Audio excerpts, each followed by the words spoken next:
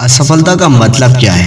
दोस्तों, अगर ज़िंदगी में आप कभी भी किसी काम में फेल हो जाते हैं तो इसका मतलब ये नहीं कि ये काम आपसे नहीं हो सकता, बल्कि इसका मतलब ये है कि जिस काम को आपने किया है उसमें कुछ गलतियां कर दी जिसके चलते आप फेल हो गई। क्योंकि दुनिया का जितना बड़ा ज्ञानी आदमी क्यों ना हो, जब भी वो कोई नया काम करता है तो उस काम में उसे इतनी ज्ञान नहीं रहती जिसके चलते उसे पहली बार सफलता नहीं मिलती।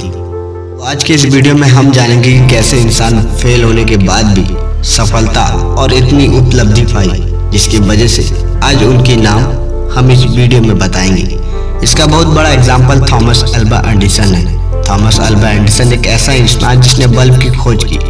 उसने अपनी जिंदगी में 10,000 बार फेल हुए, लेकिन जब उन्होंने सफलता पाई तो उनसे पूछा गया कि आपने 10,000 बार फेल कैसे हो गए।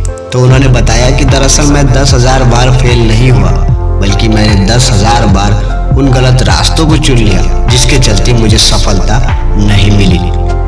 तो दोस्तों, जब भी आप फेल हो जाएं तो इसका मतलब ये नहीं है कि ये काम आपसे नहीं हो सकता। इसका एक बहुत बड़ा एग्जाम्पल नवाजुद्दीन सिद्दीकी है। नवाजुद्दीन सिद्दीकी एक ऐसा एक्टर जो आज किसी परिचय का मोहताज नहीं, लेकिन नवाजुद्दीन सिद्दीकी को 12 साल तक बॉलीवुड में स्ट्रगल करना पड़ा। उन्हें 12 साल तक कोई खास पहचान नहीं मिली। उसके बाद नवाजुद्दीन सिद्दीकी की लाइफ में कुछ बड़ी बड़ी फिल्में आई, जैसे कि गैंगर, वसीपुर, किक और रईस।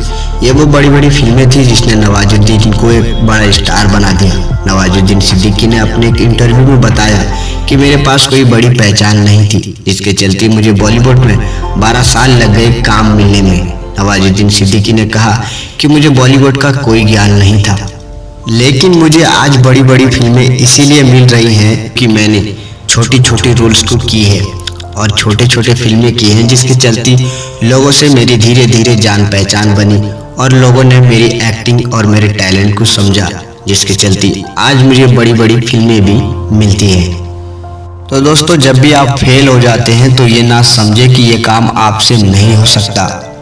किसी को कोई तकलीफ नहीं होगी जब आप एक असफल इंसान बनकर रह जाएंगे। तो दोस्तों, इसीलिए कोशिश करना नहीं छोड़ें, क्योंकि अभी समय है तो सुधर जाएं, वरना समय ने अगर आपको सुधारा तो बहुत तकलीफ होगी आपको।